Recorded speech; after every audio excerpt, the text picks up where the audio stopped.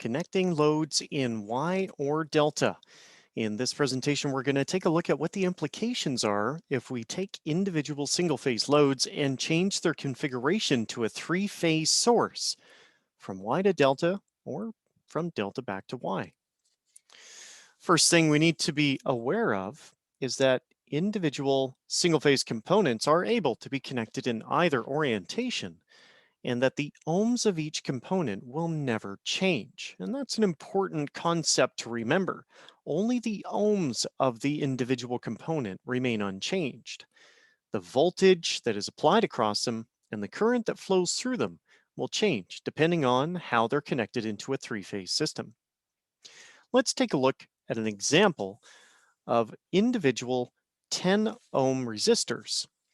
And these resistors are going to be connected in a Y formation to a 208 volt three-phase source. Now, the individual resistors being 10 ohms, the 10 ohms is the only thing that is going to remain consistent and not change when we change the orientation or the configuration to a delta connection. That aside, we got 208 volt three-phase, and we want to know what the total power that this heater will be giving off. First thing we need to do is then determine what the phase voltage will be across each one of the individual phases. If we have 208 volt line voltage, it then means that we must have 120 volt phase voltage. Once we have the individual phase voltage, it is quite an easy process to determine the total power. We can determine the total power by taking the voltage and the current and multiplying them together, or by utilizing a three-phase formula. Now the phase divided by the ohms will give me the amps, so that's 120 volts and 12 amps. At this point, we can then determine what the total power is. We can either take all of these 120 times 12 and then multiply by 3, or we can use our three-phase formula, which we see here. Either way, we end up with 4,323.19 watts. Okay, well, what would happen if we took the exact same load, so three individual 10 ohm resistors, and the exact same source, but all we did is changed how we connected the resistors to the three-phase source? That would then require us to connect a delta configuration. So a delta configuration with 10 ohm resistors. Now remember, the only thing that didn't change from the previous example to this example, for the loads at least, was the 10 ohm rating that they individually have. At this point, we need to go through the process or the calculation again for this new voltage application. What volts will be across each one of the individual resistors? Well, when we sketch it out, we can see that the phase voltage and the line voltage will be exactly the same. So there should be 208 volts across each one of the resistors. If we take the voltage and divide it by the ohmic value of each one, we end up with 20.8 amps. If we then determine the line current would be equivalent to the phase value times √3. And again, this is because we are working in a balanced configuration. At this point, we can then calculate what the total power would be, and it comes out to be a significant value larger than the Y connection. And that's because not only do we have a much higher voltage applied to each one of the resistors, but in addition to that, we also have that logical combining of currents at the junction where they combine and are supplied by the line conductor. So the only other configuration or type of connection we could do would be something that takes into account a wattage rating for a resistor.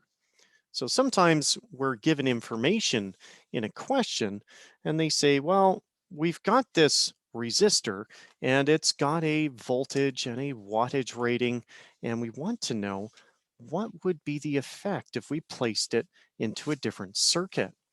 So in this one, we've got a 208 volt three-phase source, and we've got three individual resistors rated 500 watts each, and they're rated for that wattage output at 240 volts. Now we're going to do two separate connections with these resistors. We're going to do a Y connection and a delta connection. But before we do any real calculating, we first need to know how many ohms each one of those resistors is rated for.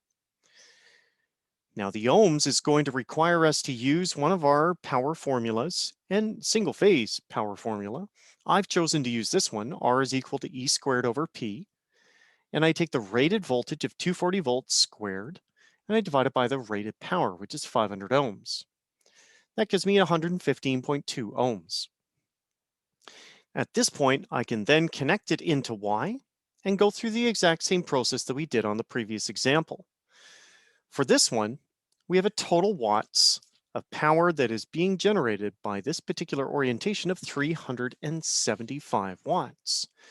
So 120 volts divided by 115.2 ohms gives me a total phase current of 104.5 amps.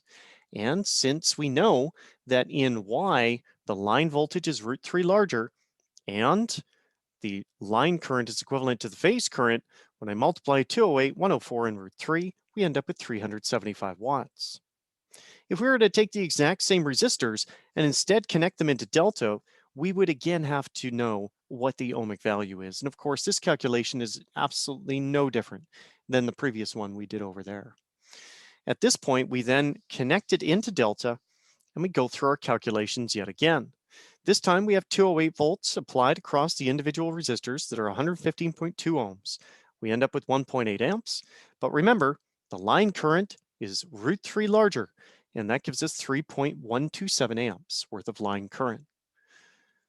When we calculate the total value of power or watts being generated by this heater, we end up with 1126.6 watts.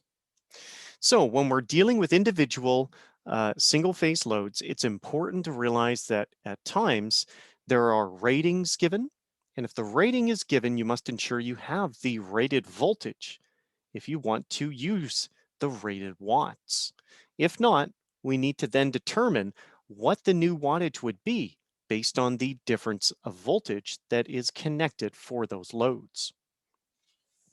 In closing, when single phase loads are changed from Y to delta or delta to Y, the ohm rating remains unchanged.